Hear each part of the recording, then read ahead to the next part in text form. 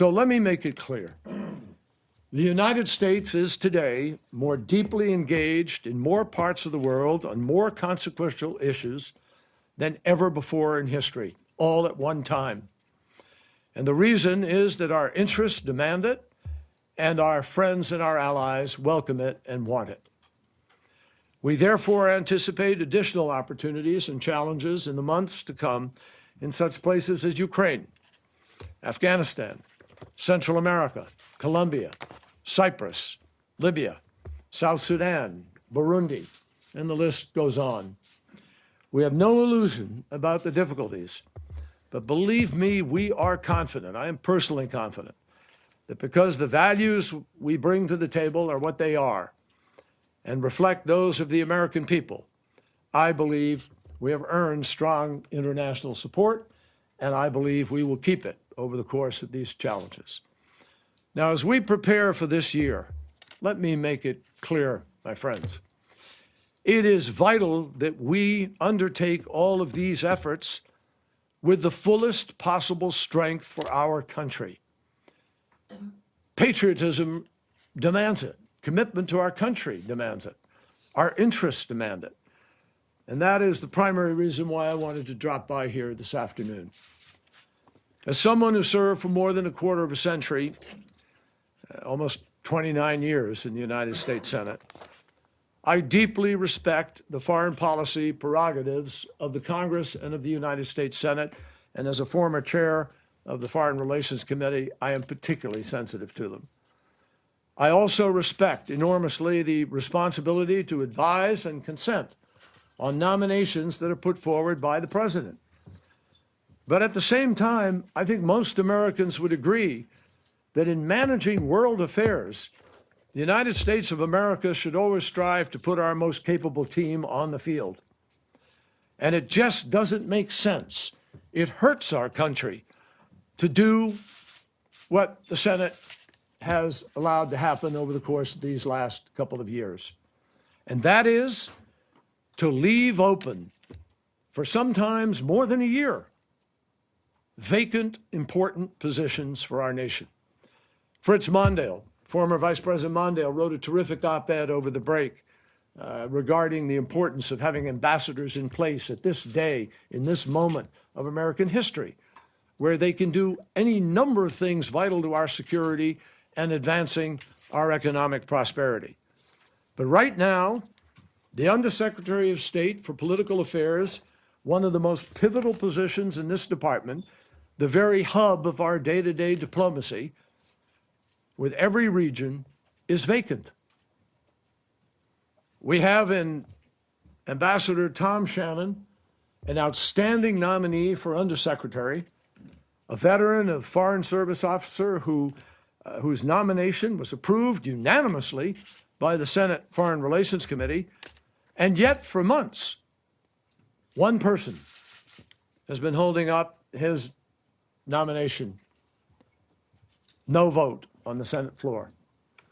Anyone familiar with U.S. foreign policy knows that legal issues are connected to every single thing we do. If we're negotiating the Arms Control Treaty, if we're negotiating an economic agreement, I mean, whatever it is, if somebody has a consular problem in a country, legal opinion is critical to the policy judgments that we are able to make. If we're going to use force in a particular nation, legal judgments are absolutely essential to our rights to be able to use that force. For almost the full 3 years that I have been Secretary of State, I have never had the benefit of the permanent legal advisor to the State Department.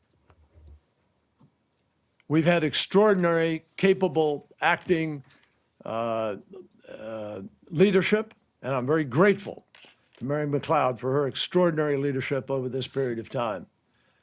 But that's not the way it's supposed to be. We've now exhausted her amount of time that she is legally allowed to serve as an acting legal advisor. So we undermine our own ability as a nation to work on legal questions with other nations and with other agencies of our own government. And it hampers our capacity to respond to requests for information from Congress, the FOIAs that we get, all of these are legal exercises. And we need to have the full legal team on board. By not having a permanent, selected, Senate-confirmed, presidentially nominated legal advisor in place, we are deprived of the full weight of the legal authority and leadership necessary to do the best job on behalf of the American people. Now, here again, we have a superbly qualified nominee in Brian Egan, who more than 6 months ago was approved unanimously by the Senate Foreign Relations Committee. And his nomination, too, has been blocked on the Senate floor. One of our most significant bilateral relationships is with Mexico.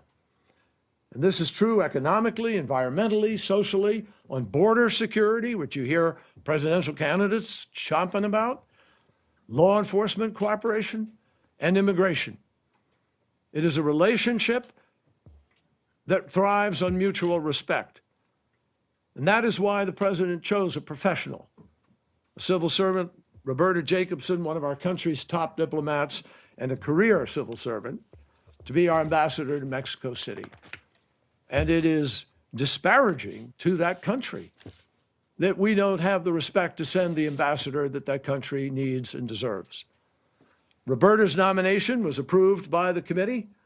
It has been endorsed by 6 previous ambassadors to Mexico from Republican and Democrat administrations alike, and yet the vote on her nomination has yet to be scheduled. In the coming year, we have a huge agenda of issues with Europe.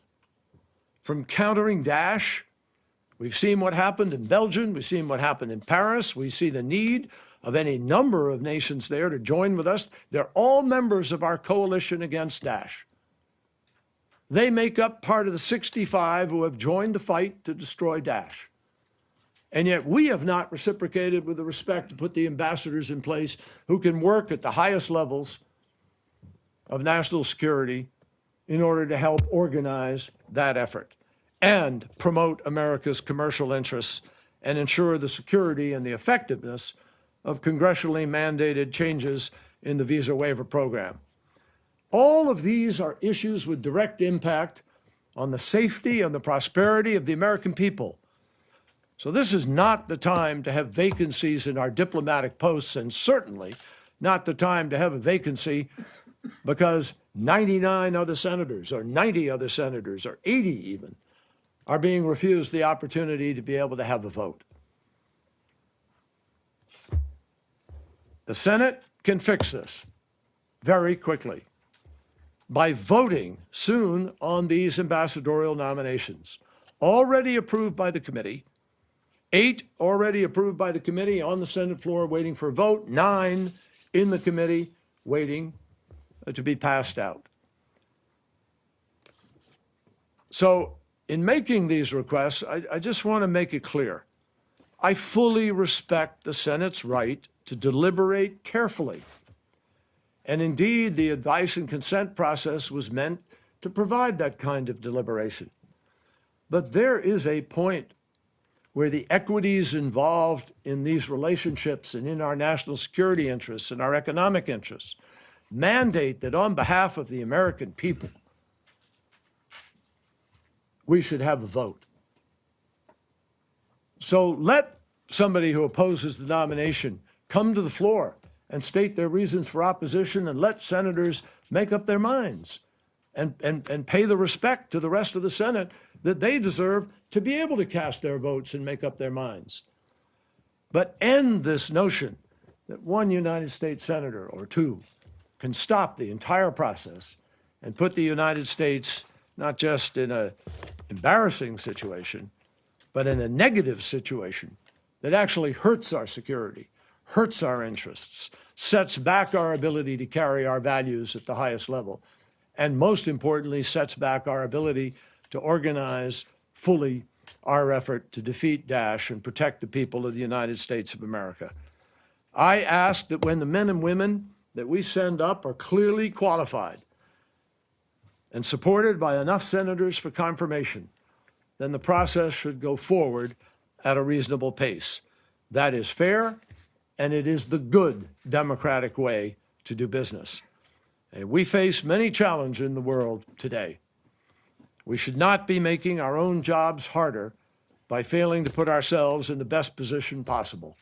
So I appeal to the United States Senate, please act without further delay on these and other nominations before you, and in so doing, you will strengthen both America and the institution in which you serve. Thank you.